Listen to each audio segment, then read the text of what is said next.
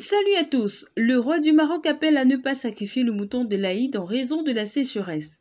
Est-ce une bonne ou une mauvaise chose? Le roi du Maroc, Mohamed VI, qui a le statut de commandeur des croyants musulmans dans son pays, a appelé la population à ne pas sacrifier le mouton lors de la fête de l'Aïd, qui aura lieu au début du mois de juin en raison d'une diminution du cheptel liée à la sécheresse qui fait grimper les prix.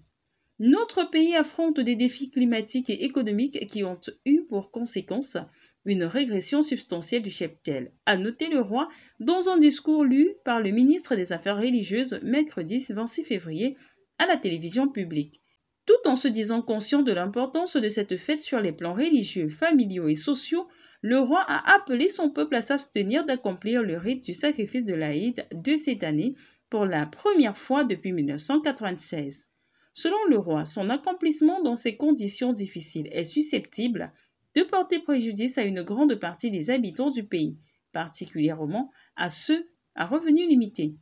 Le Maroc fait face à sa 7e année consécutive de sécheresse qui a entraîné une diminution du cheptel de 38% sur un an à cause d'un déficit pluviométrique de 53% par rapport à la moyenne des 30 dernières années, selon le ministère de l'Agriculture. Il s'agit de la pire sécheresse depuis le début des années 1980. La diminution du nombre de têtes de bétail a provoqué une flambée des prix de la viande, le gouvernement subventionnant les importateurs mais pas directement ce produit, ce qui lui a attiré de fortes critiques.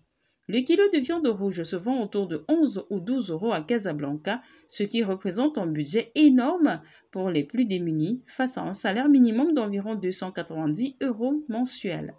L'Aïd el-Adha, fête très populaire au Maroc comme dans tout le monde arabe, suit d'environ 2 mois l'Aïd el-Fitr qui marque la fin du mois du jeûne de Ramadan, prévu pour commencer à la fin du mois de février jusqu'aux environs du 30 mars. Dans son message, le roi a rappelé que la fête du sacrifice n'est pas l'un des 100 piliers de l'islam mais une sunna, ensemble de normes de traditions reconnues. Le roi Hassan II avait pris une décision similaire pour les mêmes raisons en 1996. Que pensez-vous de cette décision du roi Mohamed VI? Laissez vos avis en commentaire. Et si vous ne faites pas encore partie de la grande communauté Fili Radar, abonnez-vous tout simplement et échangeons ensemble. À présent, nous vous laissons en compagnie de cette très belle galette musicale.